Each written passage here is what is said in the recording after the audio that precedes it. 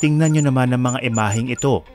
Aba, si Tom Cruise, Will Smith, Donald Trump, Johnny Depp, at iba pang mga celebrity umibili at nagbebenta ng street food sa Divisoria?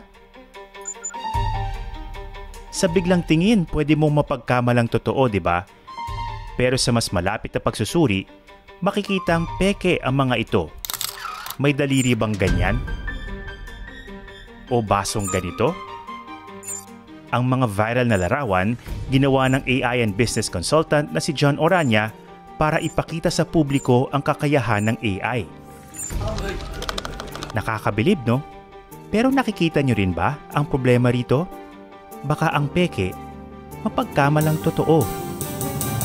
Misinformation. So, gumagaling na sobra at so umaabot na rin sa point even computer science may not be able to catch them.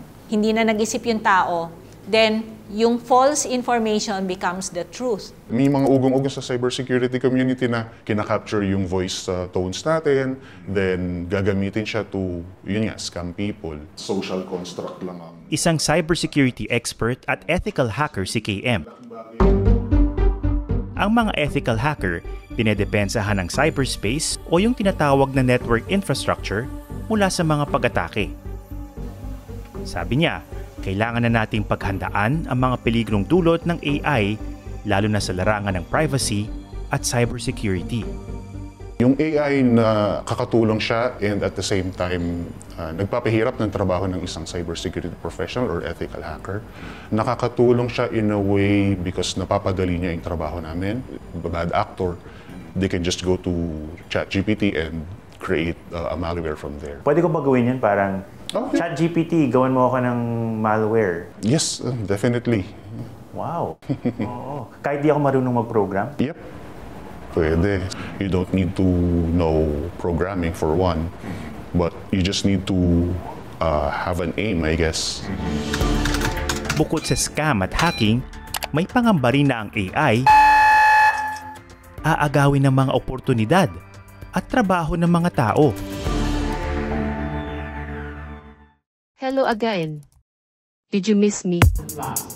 On this platform, tulad ng isang umuusbong na teknolohiya sa Singapore, ang AI character na nakilala nyo kanina, imbensyon ng AI and tech expert na si Agnes Woon. Hindi talaga siya host o reporter. Isa siyang virtual interviewer para sa job applications. 你的优势和弱势是什么？我们为什么应该录用你呢？ What are your strengths and weaknesses? Why should we hire you?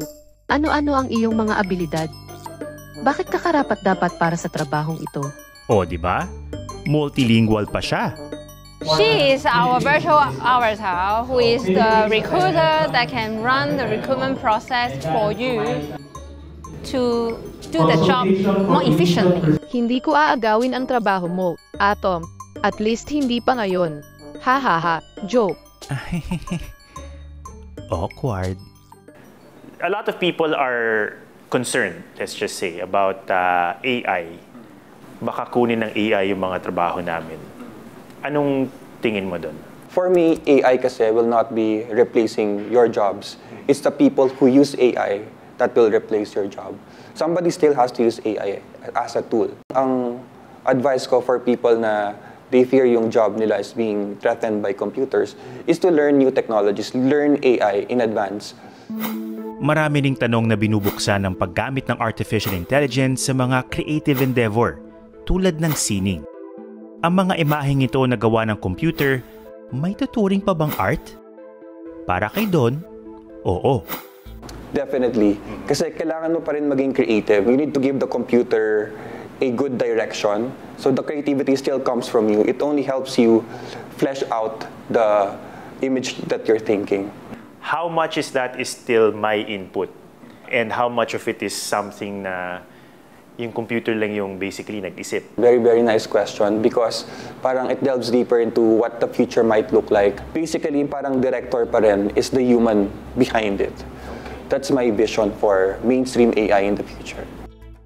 Pagdating sa AI art in particular, may mga concerns, especially from artists, human artists. Sinasabi nila, nagtitrain na itong mga AI na to doon sa aming likha. So, paano papasok doon yung ownership, yung rights, tsaka yung sabihin natin compensation for the artist? There's actually a debate about it.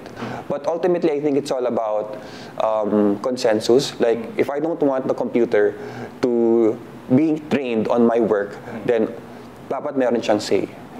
Pwede ka mag-opt out. Pwede ka mag-opt out.